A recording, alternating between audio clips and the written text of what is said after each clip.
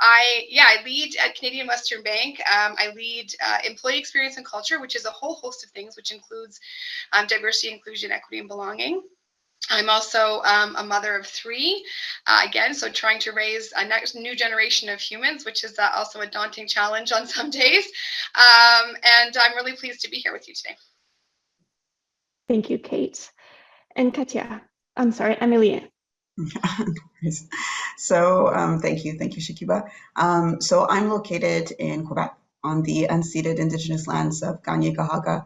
It's not far from a space that is historically known as a gathering space for many First Nations people. It's important for me that we all try and acknowledge the lands that we're really living in, especially when we're thinking about wars around the world and migration and so on and so forth. So the lands that we call home and how we can, in our own spaces, take concrete actions to really foster relationships and maybe a little bit farther than that, have real partnerships with Indigenous people. And, as we have this really cool conversation today, also to reflect on being mindful that we may not all use the same pronouns, so I'll introduce myself, right? So my full name is Émilie Gamelin Efwa Ejewa Nketiah, so a proper first generation immigrant. And my pronouns are elle, she, her. And it's really a true pleasure to be part of this conversation. In terms of, a little bit about me, I call myself the professional psychologist firefighter, right? That you take care of everything that surrounds people. My focus really is making sure that we have the right people in the right place at the right time. So that means that I'm responsible for things around employee experience, diversity, equity, and inclusion, compensation, talent development, and so on and so forth. It's really all the programs that we need to put in place to make sure that the business that we're in, transportation, we have the people we need to be able to have, to be able to give people the freedom to move. Ultimately, that's what it is, right? Thank you, Émilie. My pleasure. Lena, to you. Yeah, thanks for having me here today. So my name is Lena Rupp, and I'm the Director of Business Services and the CFO at BASF Canada. I'm also the executive sponsor of our Alchemy Employee Resource Group, something that's been a lot of fun and very engaging. It's focused on building inclusion and allyship of our LGBTQ2+ community.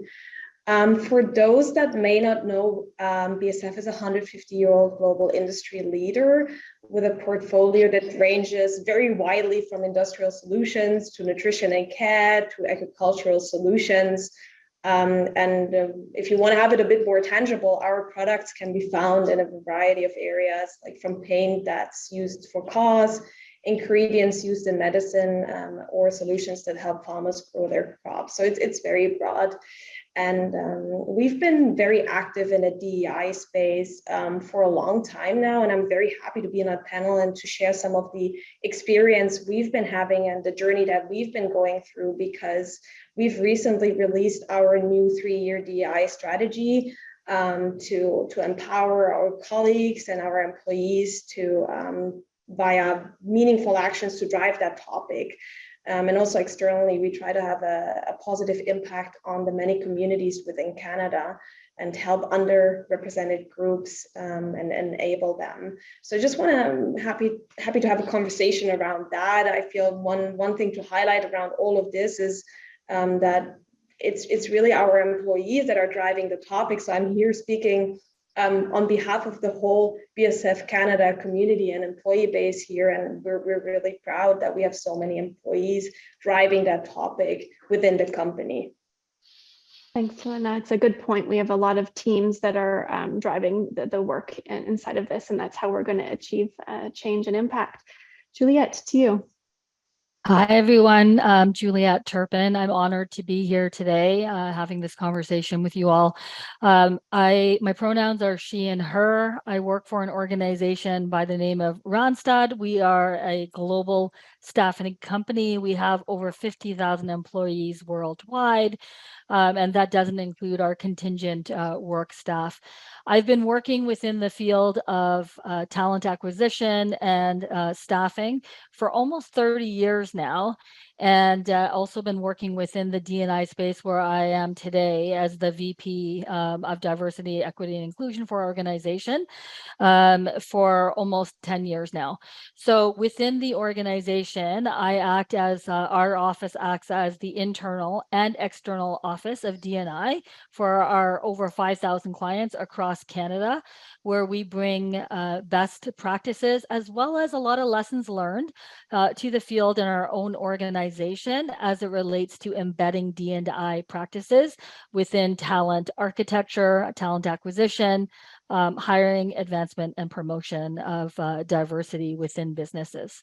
And thrilled to be here and contributing to be a part of the conversation. Amazing. Thank you all. And Julia, I'll keep you on the hot seat here to talk a little bit about the current landscape. So, we know working towards increasing equity, diversity, and inclusion is not necessarily new. And then certainly since the murder of George Floyd at the end of May 2020, the racial equity demands that followed really unleashed a renewed support for EDI initiatives across the business sector as well.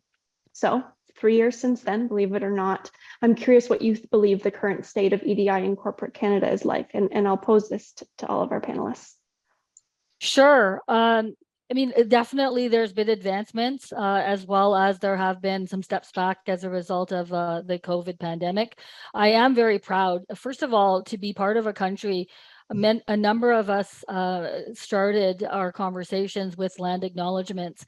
I have worked, as I mentioned, we're a global company, and so I've been a part of many conversations where we've opened with land acknowledgements and had individuals from other countries acknowledge and say that land acknowledgements are a Canadian thing, which, again, to be a part of a country where we acknowledge our responsibility and our commitment to that truth and our history, I think is very important. And so I am happy to be part of a country and a company and among the company of individuals who are looking at that part of our history. So I love that because I think similar to many of us, I did not grow up in Canada being taught about Indigenous history.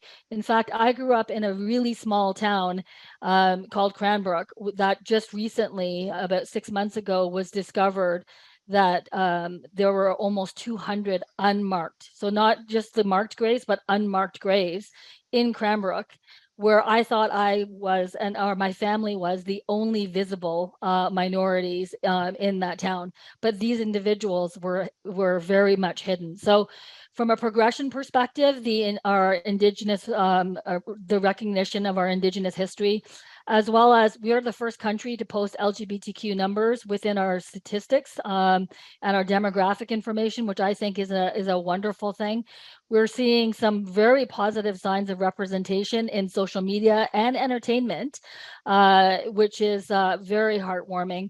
And then at the same point in time, we've also had both public as well as the publicly traded companies come forward and start looking at how they can start addressing some of the inequities that they see. And specifically for the TSX and S&P, we've seen that this year, for the first time in history, there are no all-male boards that exist within the top 60. So I think that is also a wonderful achievement. Yeah, you're right. Those are big, important changes that we're witnessing, and that's great to see. Émilie, how about you? What's the current state of EDI in corporate Canada from your perspective?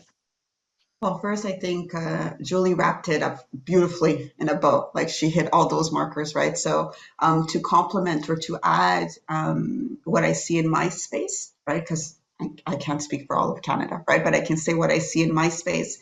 Let's say maybe 4 or 5 things. One, budget, right? So prior to 2020, it was, I would say, a lot of learning and development talent teams really fighting to get budget space to have D&I activities, right? Whereas now it's sort of like, yes, absolutely, we need it because X, Y, Z, right? So budget is something that I see as a switch since I would say George Floyd's gifts, because that's how I personally feel about it, right? So that's one thing. Also, to Lena's point that she'd mentioned, multi-year strategies. So before there was this pressure of, I gave you money, therefore fix it, right? And fix it this year, right?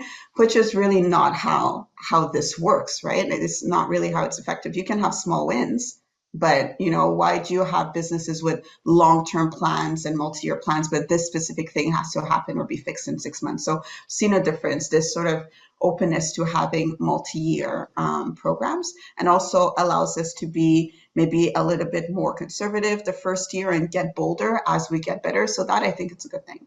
Also, in terms of measuring pieces around DE&I. In HR, we're not the best at measuring, right? That we know, compared to, let's say marketing or finance or something, but we're seeing that we're trying to get better at that with the other things as well. And I think that's a good thing, right? Because before there was just no measuring. It was have a training, people felt good after the training, good job, and it was a wrap, which is, we could do better collectively, we could do better.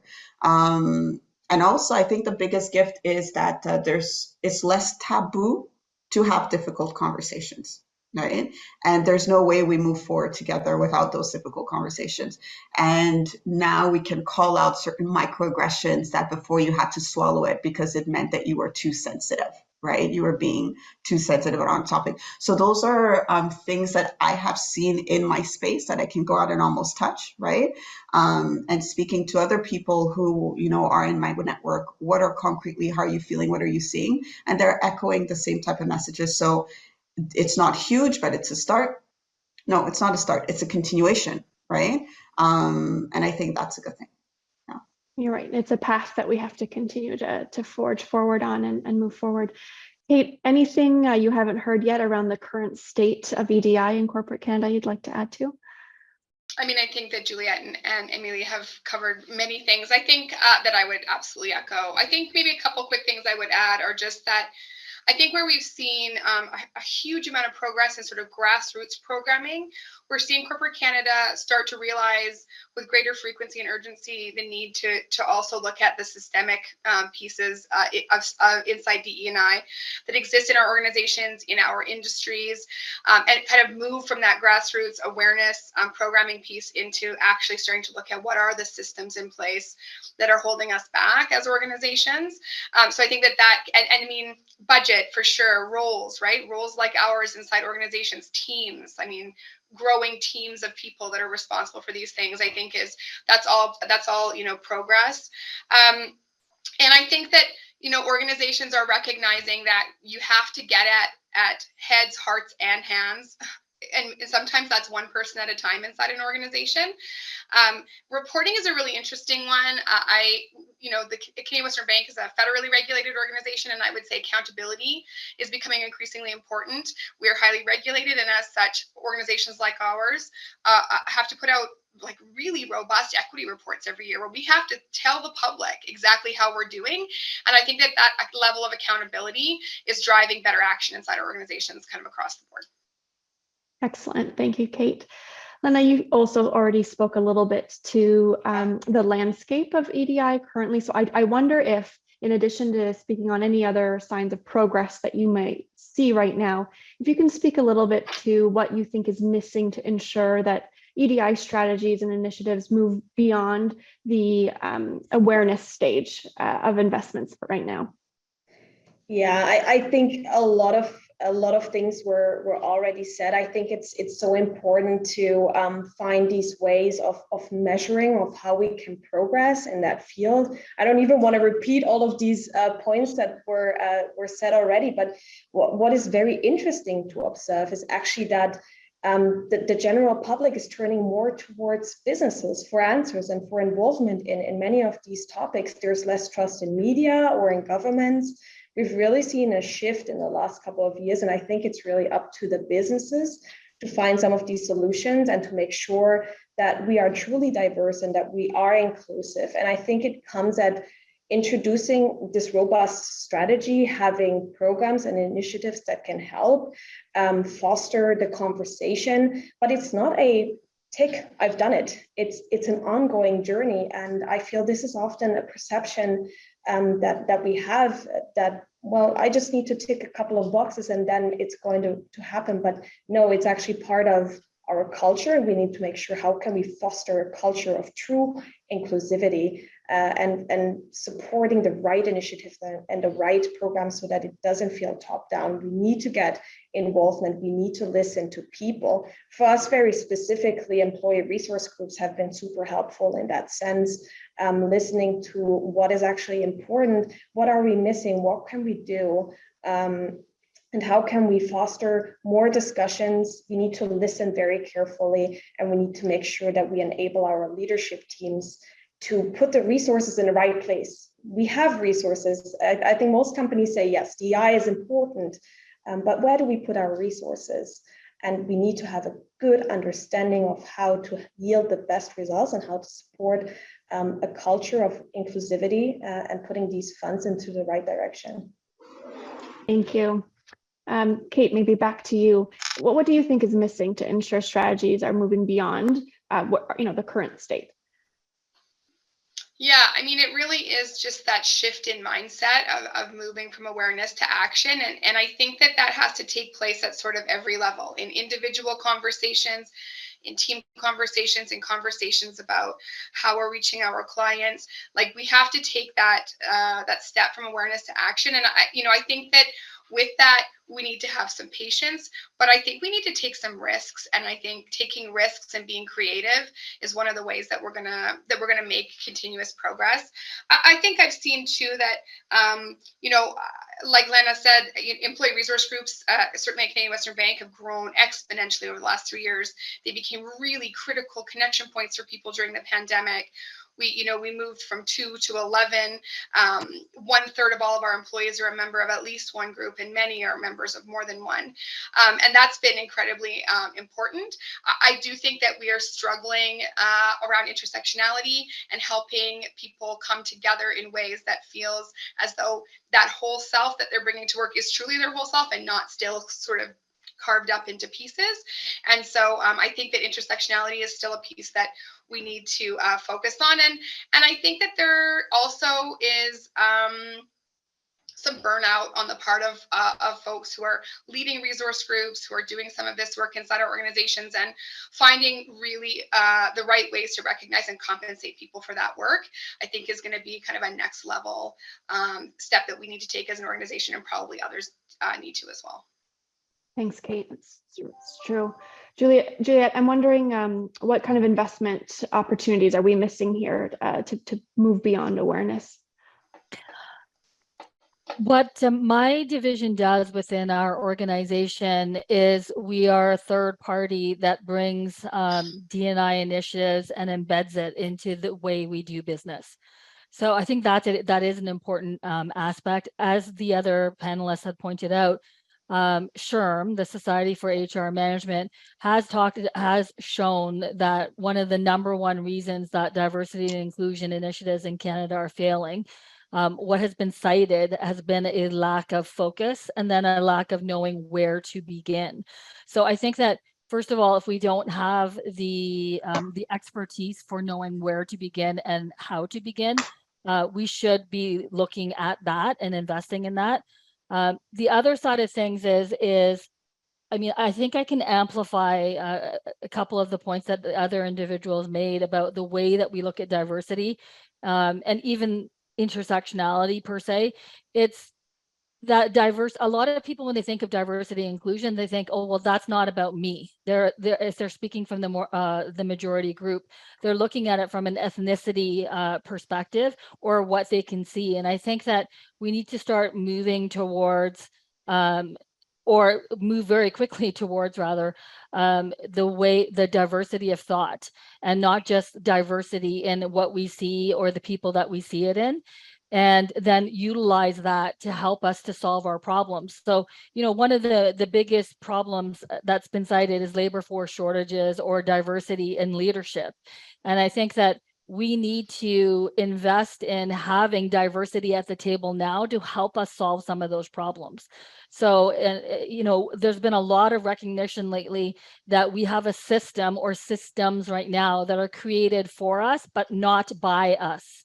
And so what we need to do is, as we're discussing these problems and as we're creating these solutions, whether they be in HR or DNI or whoever's managing our human resources, with the teams that are at the table, we do need to have diversity there to be part of creating that solution. And this is why, you know, in some cases that might mean going externally. In other cases that might mean gathering more people and elevating them to that place where they are creating and co-architecting some of those solutions, rather than yet again walking into a situation where we're creating a solution to meet the needs of people that have not had any part in that planning. So hopefully that answers the question. It definitely does, and I'm going to pass it to Émilie for your insight into what kind of investment is missing, and perhaps even lend this as a way to get to our next question around what's required behind transformational progress and not just iterative. But I'm actually going to put you on the spot, or perhaps go back to Kate and Juliet specifically about this word around the whole self and the intersectionality. If you're comfortable, can you speak a little bit to that, Émilie, about what do we mean when we say that, and please go ahead and answer the question accordingly. So for that question, you know what, I might default to a few other people prior to myself, because I'm a young Black woman, right, immigrant, who has learned to engage in code switching, right? It's in 2020 that the idea of being our whole self is really accepted, right? But the day I can come to work with a fro, right, my natural curls, we'll see, right? The day I can go into an interview and not feel like, you know, I have lesser of a chance because I'm dressed in a certain way, we'll see. So I'm curious to see intersectionality for a different group, because I think like I'm slowly getting there, right? So I don't think I'm the expert on that piece, but what I could say is that, you know, investments, to Juliet's point, diversity, having the right people or having many different people around the table, right? At Transdev, one thing that I'm grateful for, and I feel it's, you know, we're very lucky that it's our situation, is that the margins of profit in transportation, it is challenging in the best of ways, right? So if you are going to grow and you're really going to turn a profit, you need to have the best innovation, the best solutions. You need to know how to like convert, you know, $1 into 10, which means that you need knowledge sharing. You need experience of like, you know, you've made a mistake, so you've learned from it and you keep going and you can pass that on. So a lot of it is not just process-based, it's people-based, right? And you need different kind of people to get the right solution. And it's not a luxury. You will not win if you do not have the right brains around the table, period, right? So that forces us to say, we need all kinds of people. When we did the exercise around diversity, we saw that our executive team, super diverse, right? You go a bit lower, our like provincial executive team, also diverse, right? But we are struggling with having diversity at our front lines, which is this sort of inverse pyramid, right? But the benefit of that is that you've got intent, you've got desire, you've got people at the top who could facilitate change, who want change, which is really cool in itself, right? Then there's other pieces. And now I'm thinking for the very lean organization, because sometimes we look at diversity, equity, inclusion, and it's this massive beast, and there's this whole cancel culture. So people are afraid to do something because they're like, if I make a mistake, that's the end of my career. So one, we need to learn to forgive ourselves a little faster, right? Because if not, no one will start anything, because there's this disabling fear, which is dangerous. You have got people want to do something, but because they don't know how to do it, they choose to do nothing, which is another problem, right?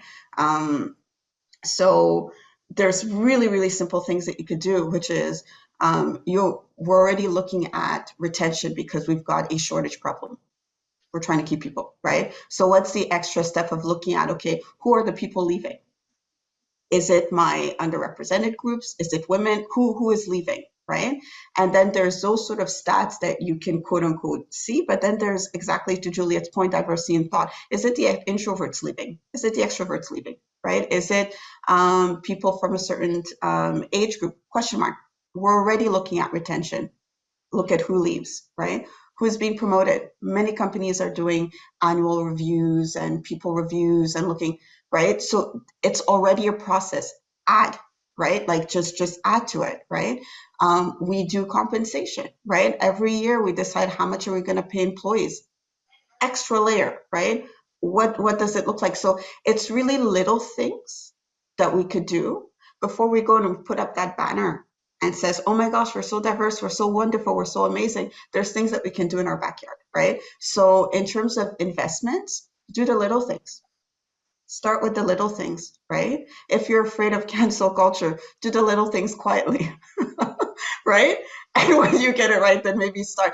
It's really small stuff. There's beautiful, big, sexy things that you can do, yes, right? But there's also a bunch of little things that we can do to make the experience of coming to work a better one for many of these groups. That's my 2 cents. Can I jump on that? Go for it. Yeah, I love what Emily's saying there in regards to the small things we can do. And really, when we say small things, they can be very big, but what they are is they're individual acts that change behaviors. And I see that a lot of, quite frankly, D&I practitioners, one of the things that we don't do well is that we look at things from an education perspective, and we don't do enough from an changing of behaviors and skills, and enabling people to make those what we call little, and they can be little and they can be big changes. I don't know, I'm sure many of us are familiar with the way that the Canadian musician Julie Black basically changed one word in the national anthem, that one word, and how she was able to use her platform to create an individual, powerful, active allyship.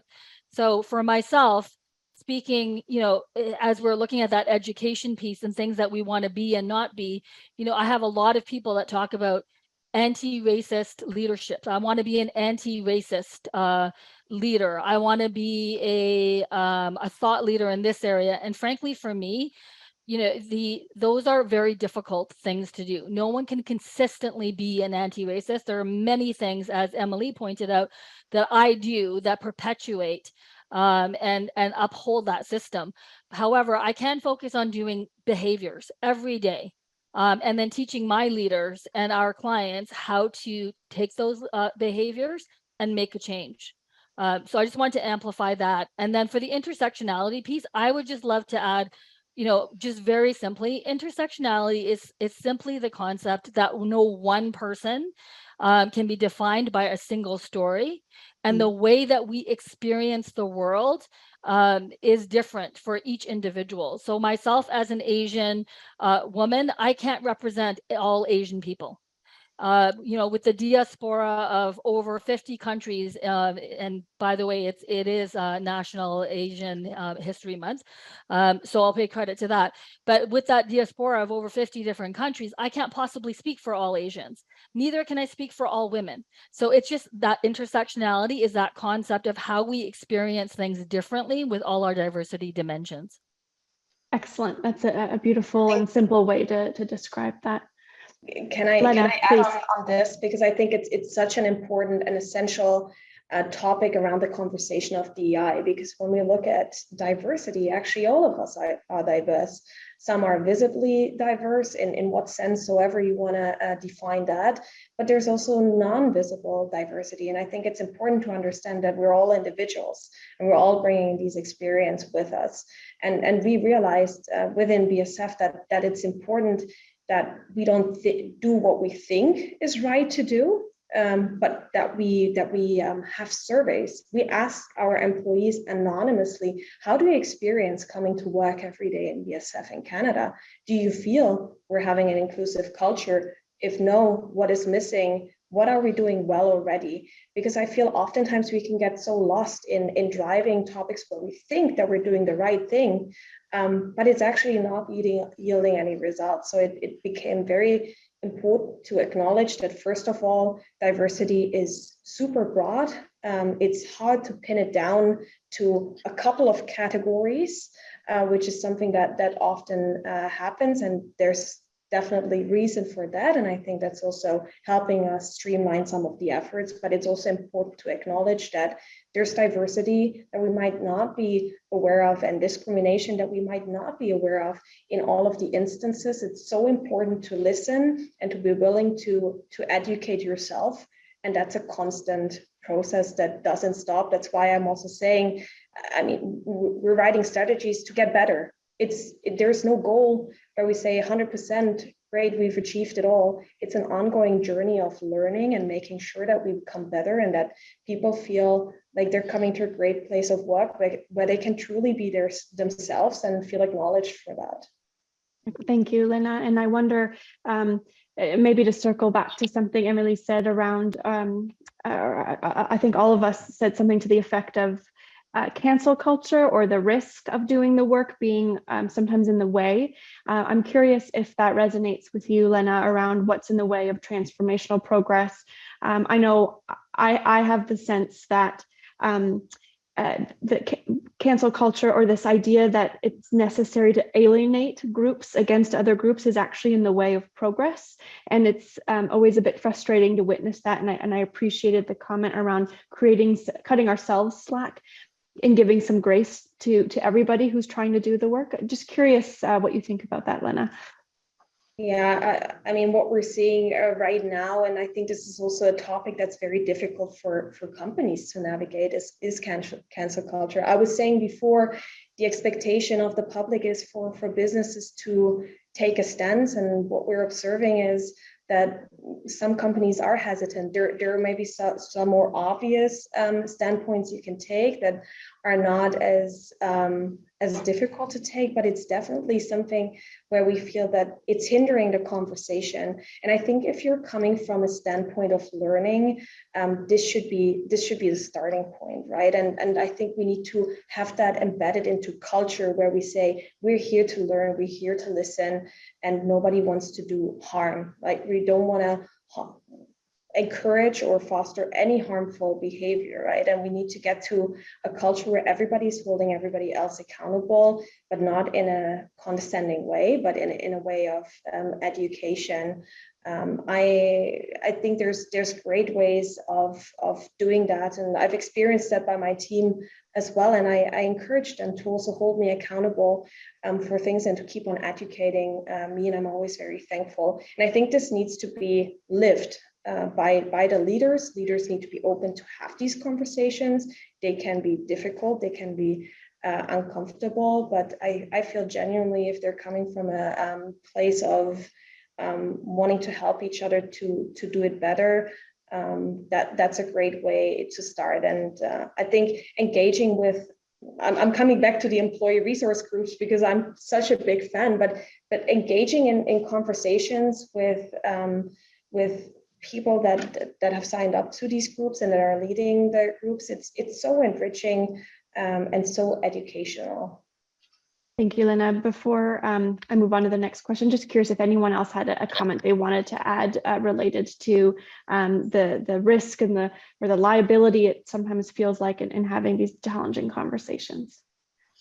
I think, and this is more of a person, a individual competency that I think it's important. I think we recognize that being the first woman in a boardroom requires a certain competency. Being the first Black person in a room requires a certain, right? Because it's not bad intent, right? But you get certain microaggressions, and it's not because someone's trying to be mean, they just don't know, right? But what it means is that person who is the first, there's a certain, in French we say carapace, like what's the term? Like a thicker skin, if you want, right? Because there's things that you're gonna take, right? But you're educating, and is it fair that it has to be you? That's a whole different conversation, right? But it's really acknowledging that by being the first, there's certain things that you experience, right? in that sort of same thought, being the first, being the person, there's the idea of what you had mentioned, Shakiba, forgiving yourself, right? Knowing and being really honest with yourself as to, did you go too fast? Did you miss the boat because you were tired, you were frustrated, you didn't want to listen? Was it ego, right? Because if you understand that about yourself, it's a lot easier to take feedback. And it's a lot easier to go to the next person and say, Kate, I made a mistake on this thing. Like, I was wrong, and to say publicly so both of you can move on and go to the next thing, right? So in terms of leaders in that space, at least at Transdev, one of the skills that we're trying to teach is emotional intelligence, because there's so many different types of groups that we want to support, right? And what is going to allow us to have many difficult conversation across many different segments is people having the skill set to have that conversation. So emotional intelligence, right? So it doesn't matter if you're faced with someone who is a person living with a disability, if it's someone who is transgender, right? And they did the change at work, like at working at the same organization, which is another challenge. All those, conversations and those new realities, you need to equip people to be able to have those conversations. So that is something that I think it's very helpful, emotional intelligence, and recognizing that, yes, there's big strategies, there's systemic, and then there's individual people who are really moving the dime on this thing, and we need to help them with skills. I would just add to what Émilie said there. Like, I think you can even get at so emotional intelligence is like foundational, but we found that we're taking an approach even of just really practical kind of learning opportunities, especially with our senior leaders who are highly visible around things like inclusive language. But also part of that is just having a conversation with them around, what do you do if you say the wrong thing? How do you make that apology? How do you turn around and change direction? How do you come to that conversation with humility? Because I do think that fear holds a lot of people back from having those tough conversations. And all you need to do is open up a conversation with them to help them feel like they know how to change course if they need to. And create that space, that safe space for folks to feel like they can speak up. Juliet, did you want to add to that? Well, yeah, and I love what you just said there, Shakiba. It is prioritizing the safety of the individuals who are receiving that microaggression or those aggressive comments, versus the prioritizing the safety of those who are already included. So I think that that's important. I do want to be really clear. I mean, it goes without saying, there are definitely underrepresented and marginalized groups that are historically continue to receive these microaggressions and these and experience racism, prejudice within our system. So we do need to be aware of, when we say that we don't want to be policing language. Absolutely, I 100% agree. We should be utilizing inclusive language as our largest tool versus it being a weapon.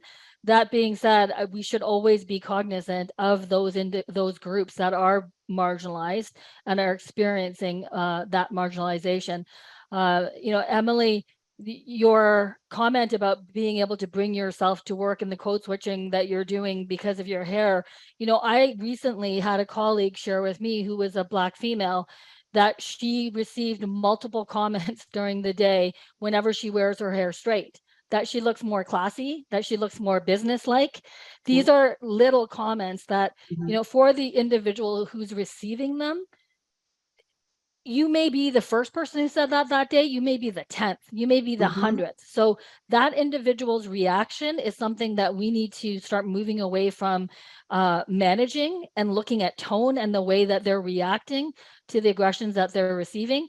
And yes, also teaching inclusive language and teaching leaders how to apologize. But we also need to have our leaders and those people who are perpetuating to understand that there can be emotional backlash, and to be also ready to receive that.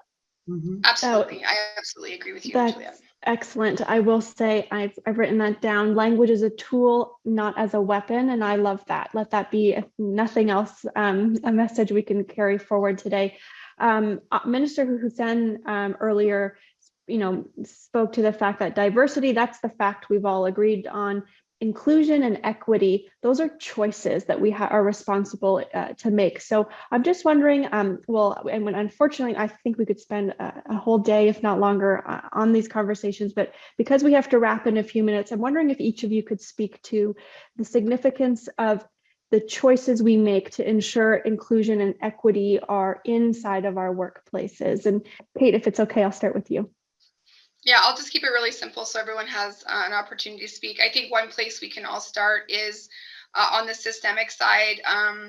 We talked a little bit about small actions. You don't have to, start with every single policy in your organization. You can start with one. You can start with your talent acquisition practices. You can start with how you conduct your interviews. You can start with how you're doing succession planning and the data that you're looking at with respect to who actually is in the data in the succession plan. You can start with one. You don't have to start with every single policy, but making progress on one policy at a time will change the environment. Perfect. Lena, to you. Yeah, I think this is a super interesting question because a company can set themselves a diversity hiring goal or target, right? A company can then track this information when employees self-identify. What is more challenging is to set equity and inclusion targets and goals. There's this nice sentence like diversity is a fact, inclusion is a choice. And setting a goal and then measuring a fact, that's so much easier than measuring choices and behaviors. And that's definitely a question that we also asked ourselves, because equity and inclusion are both focused on how someone feels in the organization. And the notion of equity and inclusion, they're more challenging to enforce, and it takes more engagement with employees in a company. So what we decided to do, actually to give us some tangible examples, we conducted an inclusion pulse check, and we do this now twice a year. To understand actually if employees feel that they can be their true self at work, and whether they're treated equally and fairly. And I think it's important to think about how we can move away from just diversity as a fact, which is definitely a great starting point, and measuring that and moving towards equity and inclusion, and how we can hold ourselves accountable as well as organizations, whether we're achieving that goal. Because I listen to all of us, I think this is something we all want to achieve within our companies, but it's definitely more challenging. For sure. And an excellent example I once heard was, diversity is about being asked to the dance. Inclusion is being asked to dance when you're there. And so I look to you, Émilie. Tell us a little bit more about what you think about how we make those choices at our workplace. I echo what was shared. So I like Katie's first pillar about policy, right? You can make it very clear what our position is, right? So there's no maybe, so not sure. No. It's blue. That's what it is. It's blue, right? So we're all on the same page. So that's one basic thing. Two, I also like what Lena shared about the engagement survey, because when we started, we didn't know, right? We were still paying people with Excel sheets and papers, right? And we've upgraded. We have HRIS systems and stuff, and now we're amazing, right? But that's not how we started. So doing an engagement survey to see, okay, how are people feeling? So that's good. So that pillar 2. Pillar 3, when we're 5,000 employees and more, how do we get to frontline, right? An employee's experience is his often experience with his manager. It's not the banner that I put on the wall. It's not the picture that I have on the internet site. It's how does this person feel interacting with their manager, with their team, and so on and so forth. It's a subculture, right? So we said, okay, if we're trying to get to these people, how can we really equip the managers who have 10,000 things to do, right? Because we always hear we're busy in many different companies, but how do we really equip them so that they can do the right thing? So that piece, that conversation, helping them with hiring, some things that we could do to remove their biases. For example, when a manager wants to hire someone and they say, do you have resumes? I pull all the identifiers from the resume. They're like, I don't have their names, I don't know their school. I'm like, exactly, but what bearing does that have on this person, right? So it's doing those kind of things that we're exposing, like, why did you need, their name and stuff like that. But it's really working with the managers, because I cannot get to 5,000 people. I can't, right? But I can create a group and be very, very close to them, where they can tell me stuff that are hard to hear and vice versa.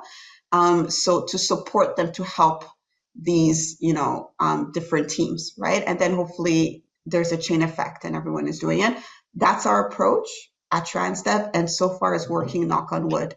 But our strategy, our growth is entirely dependent on diversity. So we're in a different position where it's a survival thing. It's not a luxury, right? So, consider other strategies as well. That's fair, but I'm seeing lots of nods on the screen. Juliet, last word to you. Yes, I'll keep it short, I hope. So Shakiba and Lena had highlighted the minister's comment on diversity as a choice.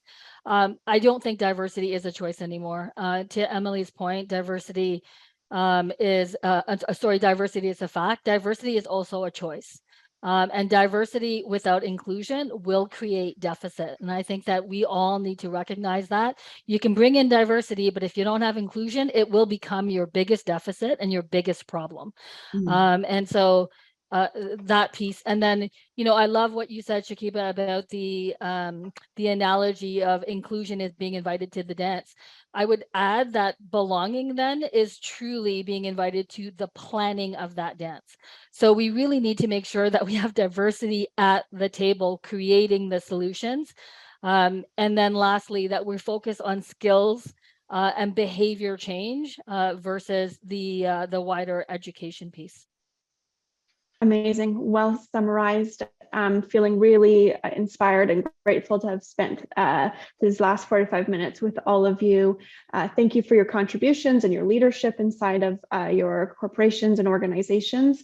And a big thank you to the audience for spending time with us, the other speakers today. We look forward to continuing this conversation. Thanks, everybody, and have a wonderful day. Thank you.